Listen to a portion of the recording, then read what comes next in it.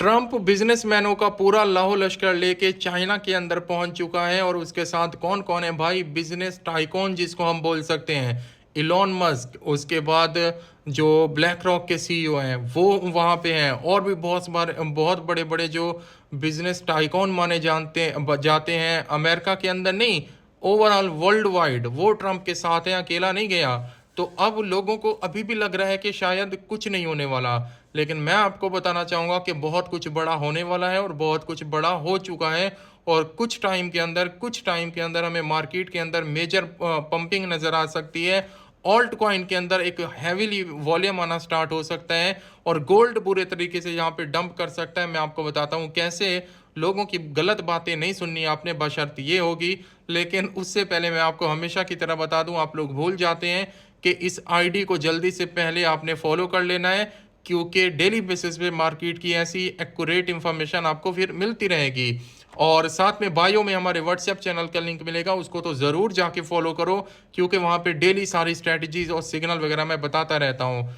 तो देखो यार, अब सीन ये है कि जब मार्केट गिरी थी ना अक्टूबर के मंथ में, 10 अक्टूबर को, तो उस टाइम क्या सिनेरियो था कि टैरिफ की हाइप थी। ट्रंप ने टैरिफ लगाए थे उस मंथ के अंदर और मार्केट हैविली मैसिवली बहुत ही ज़्यादा क्रैश हुई थी। और 10 अक्टूबर का बड़ा क्रैश किसी को भी नहीं भूला होगा। और कहाँ से कॉइन कहाँ पर विक लगा के, और कुछ कॉइन तो ज़ीरो हो गए थे। और वो टैरिफ का मसला था, जब उसने अनाउंस किया था कि चाइना के ऊपर 200% टैरिफ लगाया जा रहा है, तो इसीलिए भाई पैनिक होगी मार्केट। अब चाइना के साथ हालात बहुत ख़राब थे, गोल्ड पंप कर रहा था लगातार, चाइना उसको खरीद रहा था। अब ट्रंप का वहां पे जाना ये कोई नॉर्मल चीज है नहीं, और अकेले ना जाना, इतने बड़े बड़े बिजनेसमैन, ब्लैक रॉक का सीईओ क्यों गया है भाई, उसका क्या काम था। ब्लैक रॉक कंपनी के बारे में अगर आप जानो तो ऑलमोस्ट उनके वॉलेट के अंदर 8.5 लाख के करीब करीब बिटकॉइन पड़े हैं, जिनको हम मार्केट मेकर बोलते हैं ना, इन्हीं को बोलते हैं। गवर्नमेंट इनकी जेब में होती है, ठीक है, इतना बड़ा माल होता है इनके पास। इनको बिग वेल्स क्या भाई, मार्केट मेकर बोला जाता है इनको।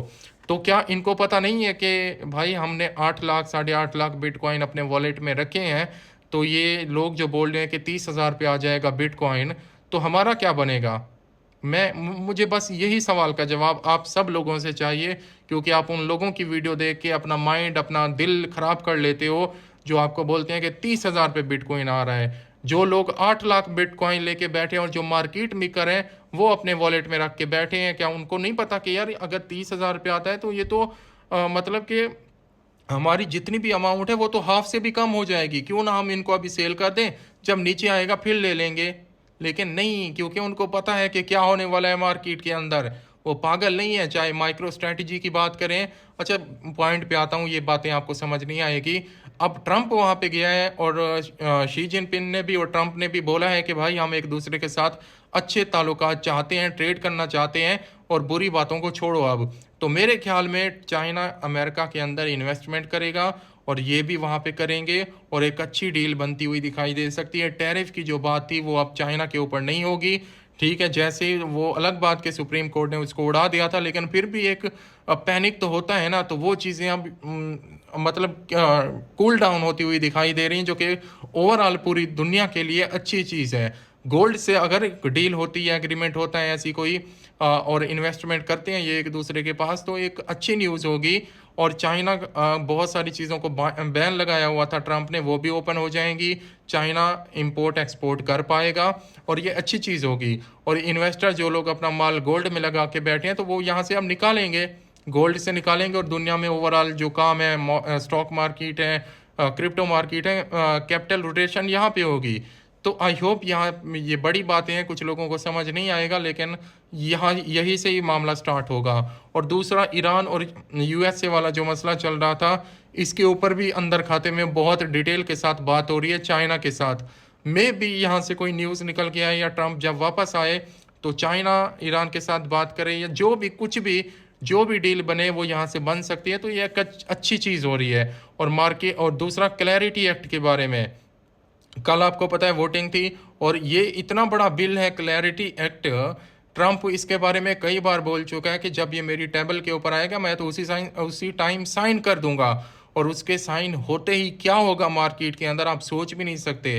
ये इतना बड़ा बिल है, और इतना बड़ा एक रूल है, और इतनी बड़ा एक वेपन है ट्रम्प के लिए उसको पता है कि मेरे पास यही वेपन है जिसके थ्रू मैं मार्केट को उठा सकता हूँ।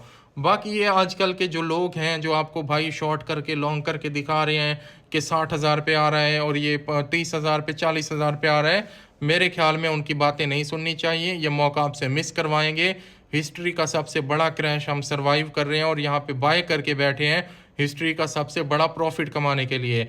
मेरे ख्याल में ये मौका किसी की बातों में आके नहीं मिस करना चाहिए, जो आपको बोल रहे हैं कि भाई स्पॉट छोड़ दो, फ्यूचर में आ जाओ, ये कर दो वो कर दो, फिर स्पॉट ऑल्ट नहीं उठेंगे। तो मेरे ख्याल में आपको समझना चाहिए। बाकी बात अच्छी लगी हो तो लाइक करो, थोड़ा और टाइम दो मार्केट को। अब बुरा बुरा जो टाइम था ज़्यादातर हमने पेन जो मतलब वो सरवाइव कर लिया है, पेनफुल टाइम। अब अच्छा टाइम आई होप काफ़ी जल्दी स्टार्ट होगा।